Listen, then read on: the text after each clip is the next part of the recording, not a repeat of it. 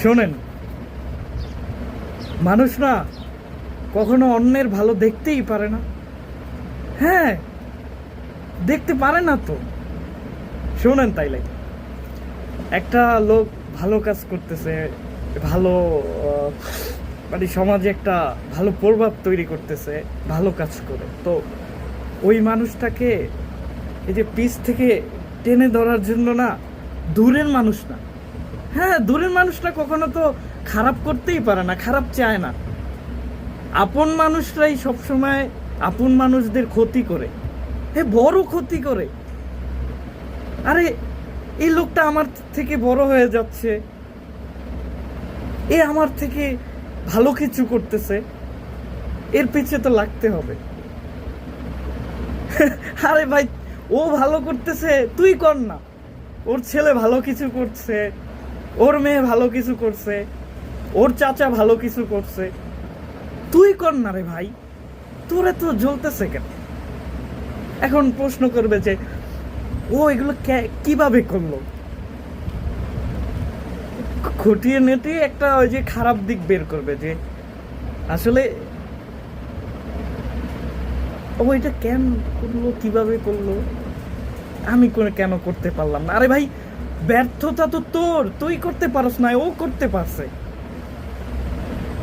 So তুই তোর ব্যর্থতা স্বীকার না করে তুই যা ওর নামে সমালোচনা করস, ওরে টাইনা ধরতে চাস।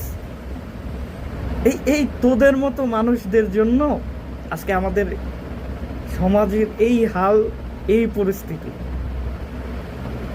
হ্যাঁ, তোদের জন্যই। একজন ভালো করতেছে তাকে উৎসাহ দে, তবে না সে এগিয়ে যাবে।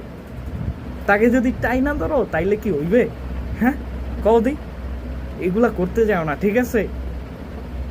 ও ভালো করতেছে, ওরে উৎসাহ দাও, তুমিও সাথে সাথে ভালো করো না। তোমারে তো কেউ না করতেছে না ভাই, কি বুঝলা?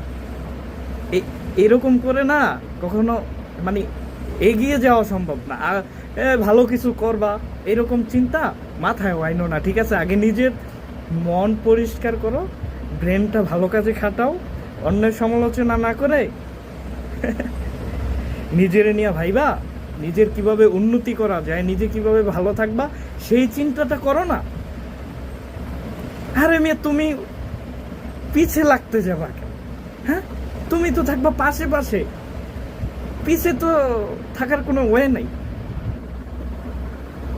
সো নিজেকে নিয়ে ভাবো, নিজের জন্য কিছু করো, এটাই তোমার জন্য মঙ্গল হবে, ঠিক আছে? আর এটাই কিন্তু বাস্তব। কি বুঝলা? বুঝো বুঝো, ঠিক আছে? বাই বাই, টাটা, আল্লাহ হাফেজ।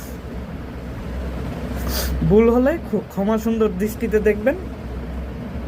নতুন কোনো ভিডিওতে দেখা হলেও হতে পারে। এখন বাই, ঠিক আছে?